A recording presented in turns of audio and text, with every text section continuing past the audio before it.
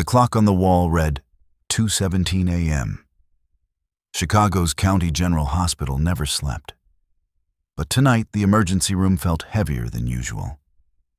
Fluorescent lights buzzed overhead like tired insects. The smell of antiseptic mixed with old coffee and something sharper. Fear. Lila Voss, 24, stood at the nurse's station, rubbing the back of her neck. Her shift had already dragged through 2 car accidents and a domestic dispute. She was tired, bone tired. She didn't know he was Dominic Rossi, the most powerful man on Chicago's South Side. The man who ruled shadows most people only whispered about. 20 minutes later, the real nightmare began. Lila had just stepped into the supply room to grab more gauze when the side entrance door burst open. 2 men in dark coats moved too fast, too quiet. One carried a silenced pistol.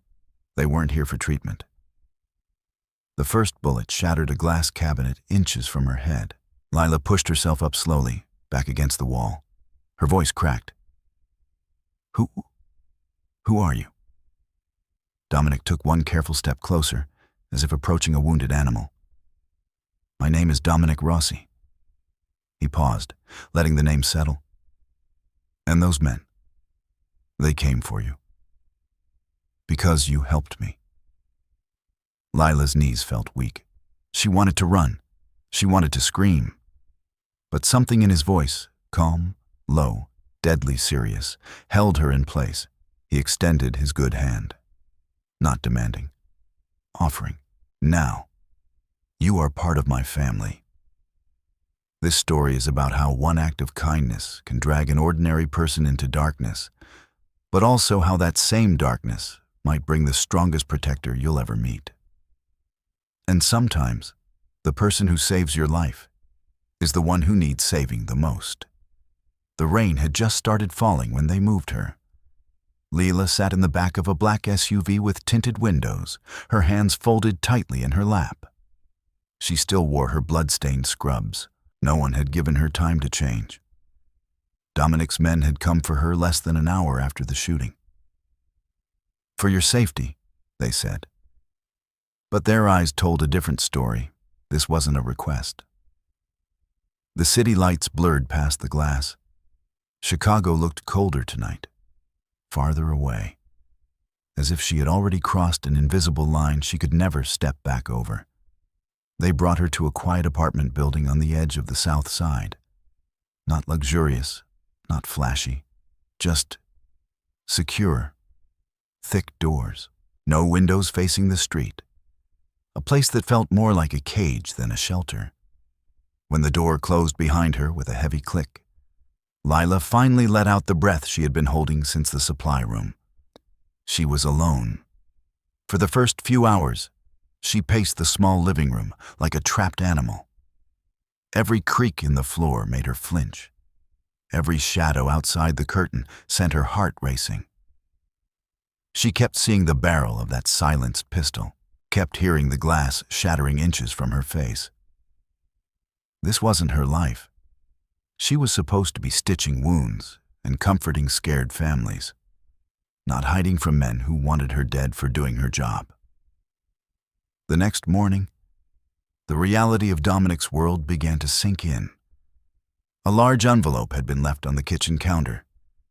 Inside were new clothes, simple, dark, nothing that would draw attention. Cash. A burner phone with only one number saved. Dominic's, and a short note in strong handwriting. "Stay inside. Don't contact anyone. I'll come when it's safe." Lila stared at the note for a long time. Her fingers trembled as she touched the crisp bills. She had never felt so small, so powerless. Over the next few days, pieces of the truth slipped through the cracks. She overheard conversations when Dominic's men rotated shifts outside her door. Whispers about territories, about money moving in silence, about the brutal price some people paid for loyalty. She saw how quickly orders were followed, how fear and respect blended into one. And then came Marco Bianchi. He arrived on the third night, tall, broad-shouldered, with sharp features and eyes that missed nothing. Dominic's right hand, the man who had been with him since they were teenagers running the streets. Marco didn't bother with pleasantries. He stood in the middle of the living room, arms crossed, studying Lila like she was a puzzle he didn't trust. "You expect us to believe you just happened to be on shift that night?" His voice was low, rough around the edges. "A nobody nurse saves the boss's life, and suddenly Victor Slade sends killers after you. Convenient." Lila's stomach twisted. She took a small step back, pressing her back against the kitchen counter. "I was doing my job," she said quietly, trying to keep her voice steady. "That's all." Marco's laugh was short and humorless. "People like you don't just stumble into our world. Either you're incredibly unlucky, or you're working for someone." The accusation hung in the air like smoke. Lila felt heat rise to her face. Not from anger, but from a deep, burning sense of injustice. She had risked her life to save a stranger, and now she was being treated like a traitor. Sophia Rossi came the following evening. Dominic's younger sister was everything Marco wasn't. Warm smile, soft voice, dark curls framing her face. She brought groceries and tried to make the apartment feel less like a prison. "I know this is hard," Sophia said gently as she unpacked fresh fruit. "My brother, he doesn't do anything halfway, but he means well. He really does." Lila sat on the couch, knees pulled to her chest. She wanted to believe her. She wanted to feel grateful, but every kind word from Sophia only made the weight heavier. Because deep down, Lila felt like a burden, an outsider, a problem that Dominic had brought into his own house. That night, alone again, Lila stood at the window staring at the rain sliding down the glass. Her reflection looked pale and lost. She thought about running. She still had her old ID hidden in her coat. She could disappear, change her name, start over somewhere far from Chicago, far from Dominic Rossi and the blood that seemed to follow him. But then she remembered his hand on her wrist in the ER, the way his voice had softened when he promised to protect her, the quiet strength in his eyes even when he was bleeding out. Was staying safer? Or was it just another kind of trap? Lila pressed her forehead against the cool glass and closed her eyes. She had only wanted to save a life. Instead, she had lost her own, and the worst part was, she didn't know if she would ever get it back. This story shows you how quickly fairness can disappear when power enters the picture, and how even the kindest hearts can be crushed under suspicion and fear. Yet sometimes, the very injustice that breaks us is what forces us to discover who we truly are. The gunshot came without warning. One moment, Lila was standing at the kitchen sink in the safe house, rinsing a glass under cold water. The next, the window exploded inward in a shower of glass. A bullet tore through the air where her head had been only a second earlier. She dropped to the floor, heart hammering so violently she thought it would break her ribs. Shouts erupted outside. Footsteps, more shots, then silence, the kind of silence that felt heavier than noise. When Dominic burst through the door minutes later, his face was pale with fury. Without a word, he pulled her up from the broken glass, wrapped his coat around her shaking shoulders, and carried her out of the apartment like she weighed nothing. That night, he brought her to the Rossi family estate, a sprawling stone villa hidden behind tall iron gates on the outskirts of Chicago. It was quieter here, safer. But safety, Lila was learning, always came with a price. The next morning, Dr. Elias Grant arrived. He was an older man, with kind eyes and steady hands. The private physician who had patched up more bullet wounds than most ER doctors ever would. He sat with Lila in a sunlit room overlooking the garden and spoke gently, the way someone might approach a frightened deer. "You've been through hell these past days," he said. "But the body remembers more than we think. Tell me about your father." Lila's throat tightened. She hadn't spoken about him in years. Not really. But something in Dr. Grant's calm voice cracked the wall she had built so carefully. "My father was a cop," she whispered. "He tried to do the right thing. One night, they came for him. I was 12. They said it was gang-related. But I always knew it was more than that." Tears slipped down her cheeks before she could stop them. Old pain, sharp and sudden, rose up like it had been waiting all these years for permission to surface. Dr. Grant didn't rush her. He simply listened, and for the first time since the night in the ER, Lila allowed herself to feel the full weight of everything she had been carrying alone. That evening, Dominic found her on the terrace. The air was cool, carrying the faint scent of rain and pine. He stood a few feet away, giving her space, his hands resting on the stone railing. The cold, powerful man who ruled Chicago's underworld looked almost human in the fading light. "I lost my father, too," he said quietly, voice low and rough. "I was 14. They made me watch. After that, I promised myself no one I cared about would ever feel that helpless again." Lila turned to look at him. For the first time, she saw past the dangerous reputation, past the blood on his hands.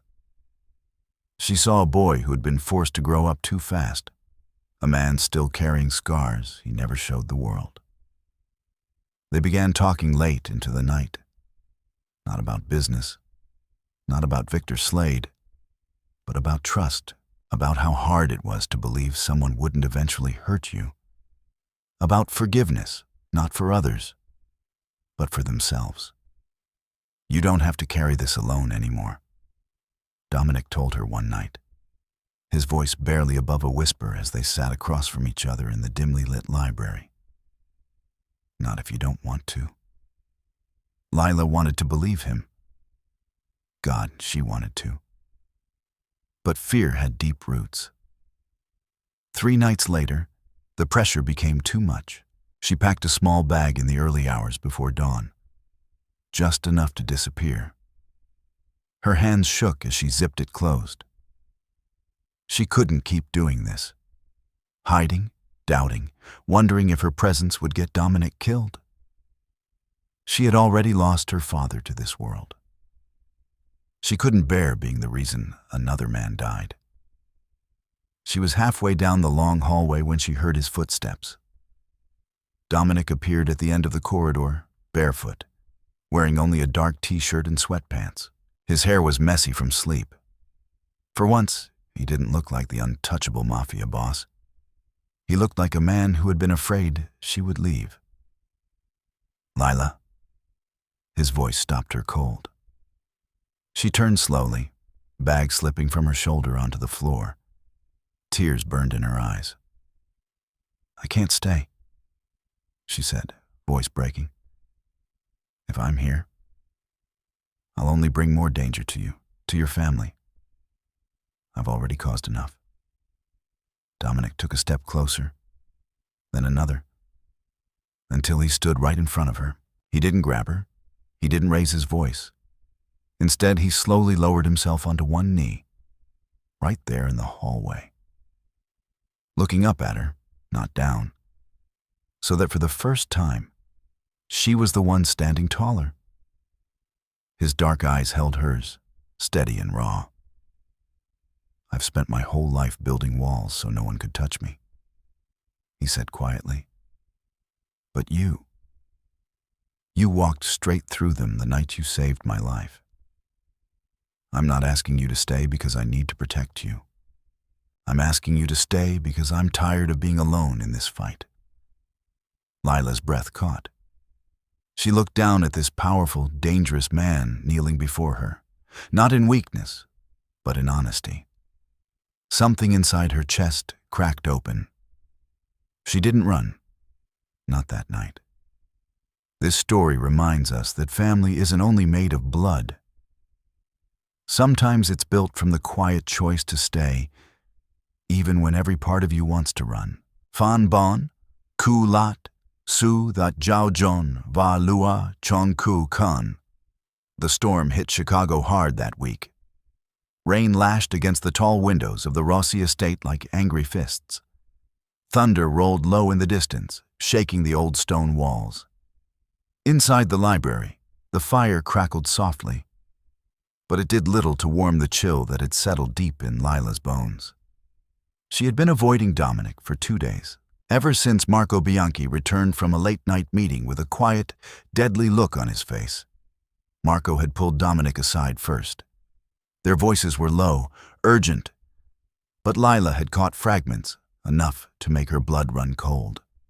When Dominic finally came to find her, she was standing by the window, arms wrapped tightly around herself.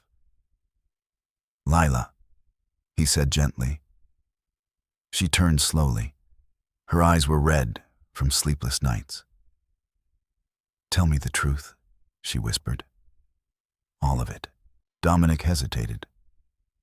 For the first time since she had known him, he looked truly torn. Marco had brought proof from an inside source deep within Victor Slade's organization. Documents, old recordings, a name. Victor Slade wasn't just Dominic's enemy. He was the man who had ordered the hit on Lila's father 12 years ago. The room seemed to tilt beneath her feet. Lila staggered back until her shoulders hit the wall. Her hand flew to her mouth as a broken sound escaped her throat. "No," she breathed. "No, that can't. He—" Memories crashed over her like the rain outside. Her father's laugh, the way he used to ruffle her hair before leaving for night shift. The closed casket at the funeral, the empty chair at the dinner table that never got filled again. And now the man responsible for all of it was the same monster hunting her. She felt sick. "I'm standing between two sides," she said, voice cracking, "both covered in my father's blood." Dominic took a step toward her, but stopped when she flinched. His hands clenched at his sides. "I didn't know," he said quietly. "Not until tonight." Lila laughed, a hollow, painful sound. "You didn't know? Your world, your war? It took my father, and now it's trying to take me too." She slid down the wall until she was sitting on the cold floor, knees drawn to her chest. The rain pounded harder against the glass, mirroring the storm inside her. That night, the confrontation came. Lila found Dominic in his study. The lights were dim. He sat behind the heavy oak desk, staring at nothing. When she entered, he looked up, eyes heavy with exhaustion and something deeper. Guilt. "I need to know everything," she said, standing tall even though her legs felt weak. "No more half-truths, no more protection. The full story about your organization, about Victor, about what you really do." Dominic was silent for a long moment. Then he stood and walked around the desk, stopping a few feet away from her. He told her. Not everything, but enough. He spoke of the night his own father was murdered in front of him. The blood on the kitchen floor, his mother's screams, the vow he made at 14 years old, that he would rise high enough, become strong enough, so no innocent person would ever suffer the way his mother had.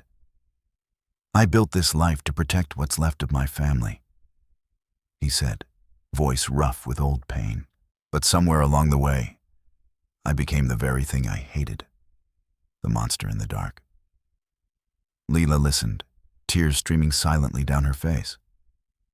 She saw him clearly now. Not the untouchable Mafia king, not the cold boss who ruled with fear. Just a man, broken, burdened, desperately trying to atone for sins that started long before she ever entered his world. "I don't want revenge," she whispered when he finished. "Not anymore. But I can't keep pretending this doesn't destroy me."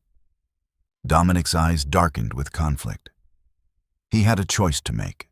Continue the war with Victor Slade, destroy the man who had taken so much from both of them, or step back, let go of the blood feud, protect Lila, even if it meant appearing weak in front of his own people. The weight of that decision pressed down on him like the storm outside. Lila stepped closer, her voice trembling but clear. "If staying here means you'll have to keep fighting because of me, then I should leave, for good this time." Dominic moved then, fast but gentle. He caught her hand before she could turn away. Not roughly, not possessively, just enough to stop her. His forehead rested against hers, breath warm against her skin. "I've spent years choosing violence," he murmured. "Tonight, I choose you." Outside, lightning split the sky.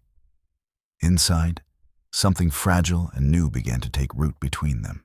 This story teaches us that justice doesn't always come from revenge. Sometimes the bravest choice is refusing to let the past decide who we become tomorrow. The rain had finally stopped. Chicago felt cleaner in the weeks that followed, as if the city itself had been waiting for the storm to pass. Dominic made his choice in silence. No grand announcements, no show of force. He used every quiet connection he had built over the years, not to end Victor Slade's life, but to end his freedom. Through a carefully guarded channel, he fed information to the FBI. Marco Bianchi and Sofia Rossi worked tirelessly in the shadows, gathering documents, recordings, and witness statements that had been buried for years. Every piece of evidence pointed directly at Victor. The trial was held in a sealed courtroom. No cameras, no press. Just cold justice moving through the system Dominic had once distrusted. Lila didn't attend. She couldn't bring herself to sit in the same room as the man who had taken her father from her. Instead, she waited at the estate, pacing the long hallways, her heart caught between hope and terror. On a gray Tuesday morning, the verdict came. Victor Slade was sentenced to life in prison without parole. When Dominic walked through the front door that evening, he looked different. The heavy weight he had carried for so long seemed lighter. His shoulders weren't quite so rigid. His eyes, usually sharp with caution, held a quiet peace. He found Lila in the garden. She turned when she heard his footsteps on the stone path. For a moment, neither of them spoke. Then she stepped forward and wrapped her arms around him. He held her tightly, breathing her in like she was the first real air he had tasted in years. "It's over," he whispered against her hair. "He can't hurt you anymore." Lila closed her eyes. Tears slipped free, but they were different this time. Not born from fear, but from release. Weeks later, she returned to County General Hospital. She walked through the familiar trauma doors wearing her scrubs again, badge clipped to her chest. The staff welcomed her back with careful respect. Some had heard whispers. Others simply noticed the quiet strength in her posture that hadn't been there before. She was no longer just the young nurse who had once saved a dangerous man's life. She was Dr. Lila Voss now, stronger, steadier, carrying scars that had finally begun to heal.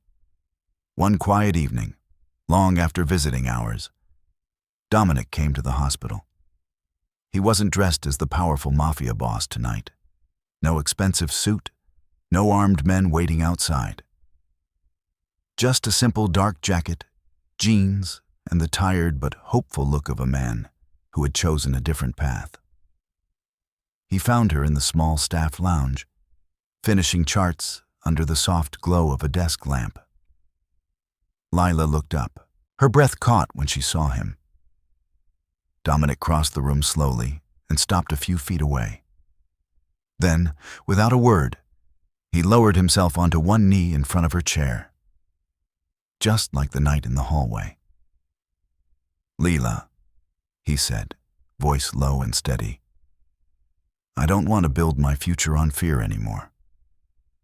I don't want you to live looking over your shoulder.